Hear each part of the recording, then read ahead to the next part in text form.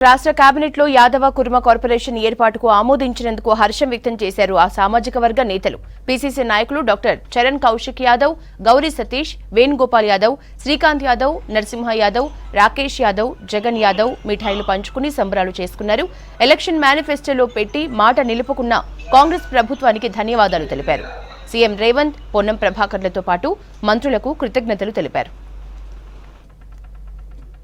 తెలంగాణ రాష్ట్ర ప్రజా ప్రభుత్వం మేనిఫెస్టోలో పెట్టిన విధంగా తెలంగాణ రాష్ట్రంలో ఉన్నటువంటి బడుగు బలహీన వర్గాల అభ్యున్నతి కోసం గౌరవ ముఖ్యమంత్రి గారు, మంత్రిమండలి, బీసీ మంత్రివర్యులు పొన్నం ప్రభాకర్ గారు సంయుక్తంగా మంత్రిమండలి ఆమోదం మేరకు రాష్ట్రంలో ఉన్నటువంటి అత్యధిక జనాభా కలిగినటువంటి బీసీల కోసం 16 కార్పొరేషన్లు ఏర్పాటు చేయడం చాలా అభినందనీయం.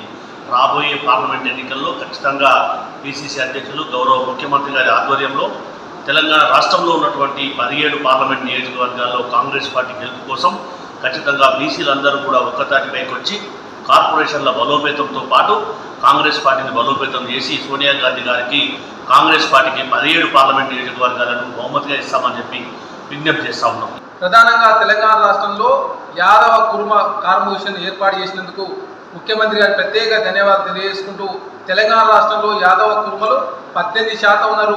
ఎలక్షన్ల సందర్భంగా యాదవులు గొర్రెలు కాసులే కాదు, యాదవులు వ్యాపారవేత్తలుగా తీర్చిదిద్దామని చెప్పేసి ముఖ్యమంత్రి గారు ఎలక్షన్ల సందర్భంగా మాట ఇచ్చి మాట నిలుపుకున్నందుకు తెలంగాణ రాష్ట్ర ప్రభుత్వానికి ప్రత్యేక ధన్యవాదాలు తెలియజేసుకుంటూ, అదేవిధంగా ఎస్టీల కోసం కావచ్చు, ఎస్సీల కోసం కూడా ఆల్రెడీ కార్పొరేషన్ ఏర్పాటు చేస్తానని చెప్పేసి ఎస్సీల కోసం, ఎస్టీల కోసం, బీసీల కోసం ఈరోజు 16 కార్పొరేషన్ ఏర్పాటు చేసడంతో పాటు ఈబీసీ సంక్షేమం కోసం కూడా కట్టుబడి ఉన్నామని చెప్పేసి ప్రభుత్వం చాలా స్పష్టంగా ప్రకటించింది. ఈ 16 కార్పొరేషన్ ఏర్పాటు చేసినందుకు తెలంగాణ రాష్ట్ర ప్రభుత్వానికి ప్రత్యేక ధన్యవాదాలు.